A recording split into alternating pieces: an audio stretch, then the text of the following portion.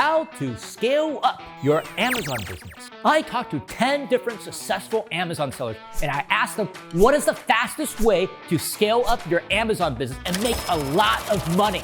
And this is what they told me, these amazing secrets that I'm going to be sharing in this video. My name is Samuel and let's get down to business. Do you have any tips for people who want to scale up? You need a few ingredients for the business to do it at scale. So you need capital. You need to make sure you have enough money to buy a lot of products. You need the people to process those products, whether it's the prep center relationship or your own in-house people. You need someone to buy the products and source the products. Other than that, the great thing about selling on Amazon is once you've figured out the formula and how to analyze the profitable product, there's nothing stopping you from going from one product to 10 to 100 to 1,000 to 10,000 products. It's the same formula, just scaled. So you just need the main ingredients, the money, the people, and the people buying the products, administrating your account, making sure your account is healthy and running smoothly. If you view it with that level of simplicity, it's kind of nice actually, where you can really see scaling is possible. It's just more of the same. You can't do it all by yourself. You're gonna plateau if you try to do it all by yourself. It's important to hire a team. Some of the first people I would hire, prepper, to prep your inventory, and a buyer, because those are the two most important tasks in your business. Also, don't be afraid to make mistakes. I mean, they're the best learning experiences.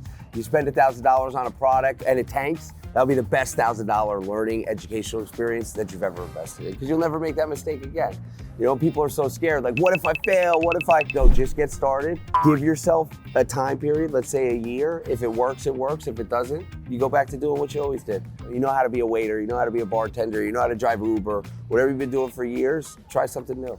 The first point that you need to do is you need to understand the business, okay? That's the most important thing. You see that I sell on Amazon and that we're doing like really decent numbers, okay? That's not a value reason. So you need to sell on Amazon for a reason. You need to understand what you're doing on Amazon and how your business is doing and the results that you're getting. You need to know your numbers, and once you have like this understanding 100%, you need to start scaling up with capital, okay? So just kind of like double down on what's working, because I mean, like every day of the year, you're gonna buy products and there's gonna be some products that move really well, and there are gonna be some products that are just a bad buy. It happens every day. So on those that you're getting like good results, you need to double down on those and start putting more capital so you can start scaling up your numbers. The first thing that I always recommend everybody is find a prep center. Find a prep center that can actually take those hours of manual labor that you're doing, creating shipments, labeling the products, bundling the products, putting them in poly bags, bubble wrapping them, and give that all over to a prep center to do all that work. And then you can actually scale your business because you won't have to spend those hours working in the business, and you can actually go out and source products and source additional inventory to send in and grow your business. As Amazon sellers, inventory is the name of the game, so you need to make sure that you have cash flow and capital available to scale. So some people use credit cards, some people use financing, but whatever it is, you always want to be cognizant of the fact that the more capital you have, the faster you're going to scale. There's a cash flow profit that you're going to have in your business, and there's an actual per item with expenses profit that you have in your business. And so if you 1 month are doing 3K a month in sales, and then the next month you're doing 6, and then the next month you're doing 9, you're always going to have money in inventory and you're not going to be cash flow positive there. And that's normal and that's fine. But you need to know your numbers of like, okay, I sold this item for $50 and I purchased it for $25 and I made $12 profit. Your numbers need to be overall profitable. And so you need to know your numbers, continue to send in more potential profit that's going to sell in a quick amount of time. And then you can get more and more efficient over time as you do that. Before you scale up, you have to have a system, a solid foundation. Optimize your existing system at the current level so that when you scale up, that means you dump a lot more capital so that it will become much easier. So if you scale up too fast without taking care of the foundation, likely you will either suffer a significant setback or basically the whole system will collapse because it's not sustainable. Amazon business, every seller, you need to go through, I call it 4S. You need to take care of your sourcing, whether you're OA, RA, wholesale, or private label, and then you take care of the shipping them. And then once they go live on Amazon, you need to do the repricing or any other selling activity. And then you need to sustain your account. All those 4 areas, you need to spend time and pay attention to it. But sometimes people just focus on selling, acquired new product, new inventory. They forget about the other three. So when you try to scale up more, the issue you're not taking care of will come back and actually will hinder your growth.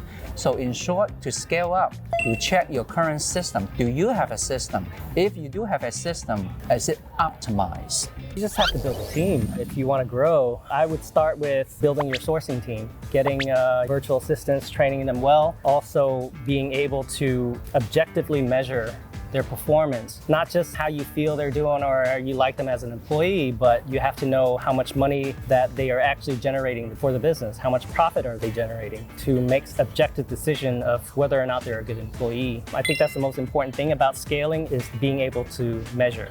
A lot of scaling up comes down to building systems and spending more money. So for me, I think it's just becoming better at sourcing. So the more proficient you become sourcing, the more you're able to spend. Maybe if you do get help or you have systems in place. For example, if there's a site that every quarter does 40% off, now you know like sometime in that week, they'll be 40% off. So I could check everything I've bought there. And when it hits, I'm ready to go. So that's a way to scale, right? You don't have to source that site all over again. You already have 5 to 10 things you could buy. And then instead of you could do the 5 to 10, and then you could spend more time looking for other things. And then maybe that sale comes around again. Now you have 20 things. So now you went from only finding 5, now you have 10, and then you have 20. So maybe one day you could spend 5 or 10 grand because you have 20 things to buy. It might have taken you 6 months to find all those. So that's one way to scale. Obviously capital, a lot of the times a rule of thumb for OA, if you spend 10 grand, your sales will probably be around 20 grand. It really depends on your ROI, but scale really just comes down to being more efficient sourcing, spending more money, having friends, sending leads to people, them send you leads back, networking. I mean, it's some of my best buys at Q4. People have DM me on Instagram, hey, check this out. And then I send them something. I do that a lot now. My goal is to find like between 5 and 6 new things a day and send like 2 or 3 of those to friends. And usually I'll get 2 or 3 back. I'm doing that with someone right now and I'm selling a certain category. They're selling a category I have no idea about. So it's really easy for me because instead of like trying to figure out the best thing in that category, I trust them that they did the right research and it's gonna be a good buy. So it makes it easier to learn that way too.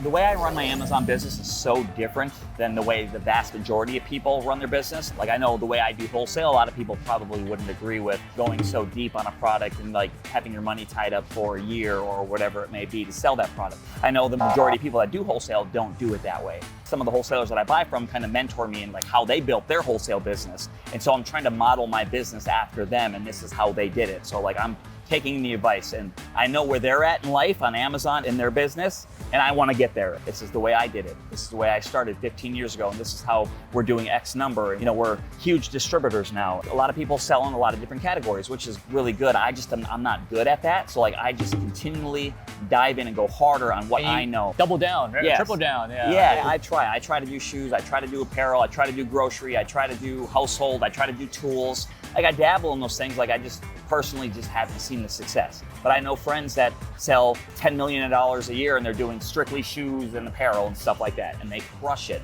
For me, it just doesn't work. So I just continue to go with I'm at. Like I'll dabble out and I'll make a mistake, it doesn't work out. You know what, I'm just gonna stick here. Like, stop wasting time on that. Just stick with what you know. You know, if you're new on Amazon, stick with maybe a few categories, master those categories, and then maybe branch out to other categories. One tip I will give though is that I try to minimize getting inauthentics or like issues with brands. That's a huge deal that we deal with on Amazon. And I try to stick to brands that I know I'm not gonna have problems with. I don't wanna sell a brand if I know they're gonna be sending me letters in the mail or threaten to sue me or like give me an inauthentic without a test buy or whatever it may be. Like that's stuff we all gotta deal with. And I wanna try to avoid the headaches in my business. I try to keep my business peace and stress-free. And so I stick with the brands and the products that I know, and that's what I would advise doing. Whenever I quit my job in 2018, I thought that I was still gonna just do this all myself, and I realized that my business was capped at the 25K, 30K per month level, and so I needed to scale up by adding in more people. Now at that time, there weren't very many prep centers in the area, and I was doing heavy retail arbitrage, and so in that process, I realized I needed my own people, but I think today I would probably look at using a prep center if I could, because there's so many more prep centers that exist, and so if you can outsource the prep and ship process so that then you can focus on sourcing and focus on bringing in more products, For me, that brought us from 25,000 to 35,000, and then the second month was 70,000 a month just from scaling up in the prep and ship process. There's so many tips and pieces of advice that I could give on the scaling thing, but just getting rid of the stuff that is dragging you down. And for me, that was prep and ship. And if there's a way to outsource anything to software, right? A repricer, getting that stuff established so that you can properly do that in your business with a system and a software program like BQool that can help you to grow, always outsource to a software first, in my opinion.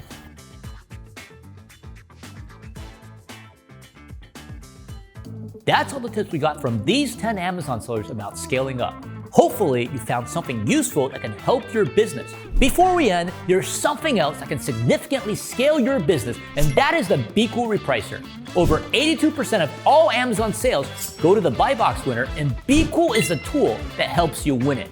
It's a must-have for serious Amazon sellers. Try it free for 14 days and see your sales take off. I'll see you in our next episode.